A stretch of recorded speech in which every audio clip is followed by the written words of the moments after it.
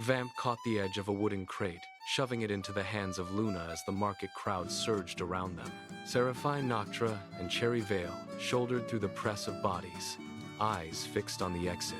They moved in a tight formation, lungs burning, dodging merchants and stray carts. The sun scorched the cobblestones, forcing them to pick up the pace until they reached the threshold of the square. They dumped the heavy vegetables into the pantry and scrambled into their wooden wagon. Vamp grabbed the reins, his knuckles white. The wheels gave a sharp, metallic screech against the stone as the vehicle lurched forward, gaining speed with every turn. The wagon rattled violently, bouncing over ruts in the road as they accelerated away from the market stalls. They were losing time and the festival was already calling. The wood groaned under the strain of their speed, but they did not slow down. They tore through the outskirts of the town, wheels spinning, leaving a trail of dust in the heat. The distant thrum of music grew louder with every revolution of the axle, pulling them toward the fairgrounds. The wagon skidded to a halt at the edge of the festival grounds. Music slammed into them, a wall of brass and percussion that shook the very air.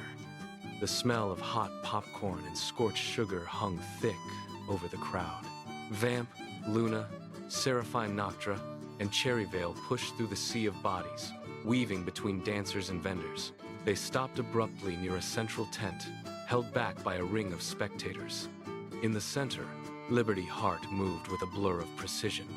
She executed a series of rapid strikes, her feet sliding across the grass with rhythmic force.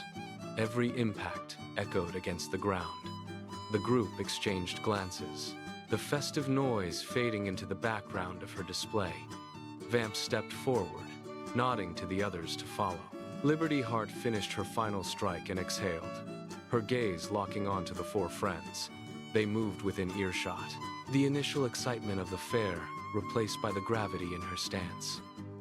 After a sharp, brief exchange of words, she shifted her focus, pointing a single finger toward the tree line at the edge of the property.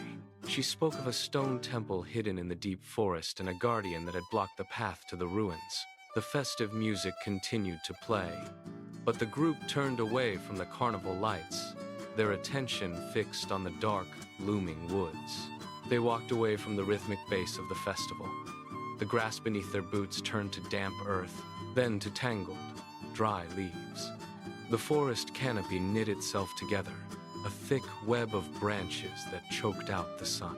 Within minutes, the light of the July afternoon vanished, replaced by a gray, suffocating gloom. The air grew cold, smelling of wet stone and stagnant moss. They pressed forward in a single line, eyes straining against the lack of depth in the shadows. Ahead, the trees parted to reveal a jagged wall of slate. The entrance to the temple stood silent, a dark maw carved into the rock face. Vamp slowed, raising a hand to signal a halt. The group gathered, their breath visible in the sudden chill. A tremor vibrated through the ground, soft at first, then sharp. A shadow detached itself from the temple wall, shifting with a sickening, liquid grace. It rose until it towered over them, blocking the path entirely. A pair of eyes ignited in the dark, casting a sickly, bioluminescent glow across the stone debris. The creature did not roar. It simply exhaled, a low hiss that rattled the chest of every person standing there. The hunt had begun, and the exit was already blocked by the weight of the monster's gaze. Liberty Hart moved before the creature could strike. She raised both palms, and the space between her fingers erupted in a violent flicker of blue and red sparks. She shoved her hands forward. A barrage of energy blasts hissed through the stagnant air, slamming into the beast with the force of a landslide.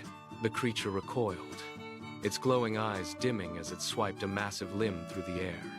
Liberty ducked, her feet sliding across the stone floor as she wove through the counterattack. She clapped her hands together, unleashing a web of light that formed glowing, taut ribbons. These energy bands wrapped around the monster, tightening with every frantic movement it made until it was held fast.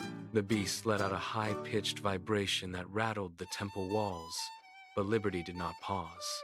She lunged forward, her hands trailing streaks of white-hot fire as she closed the distance. With a final, focused motion, she drove her palm into the center of the creature. The impact sent a shockwave through the entrance, turning the monster into a cloud of fine gray dust. The glowing eyes vanished instantly. Silence returned to the temple as the last of the energy faded into the shadows, leaving only the sound of heavy breathing in the dark. The heavy, stagnant air of the forest gave way to the sharp, sweet scent of popcorn and the distant, rhythmic pulse of carnival music. The group emerged from the tree line, their boots crunching on the gravel path as they neared the festival grounds. The lights of the midway flickered against the twilight, casting long, dancing shadows. Liberty Hart slowed her pace, her breathing finally leveling out. Near the edge of the clearing, a figure stood motionless, arms crossed, watching the forest exit with steady attention.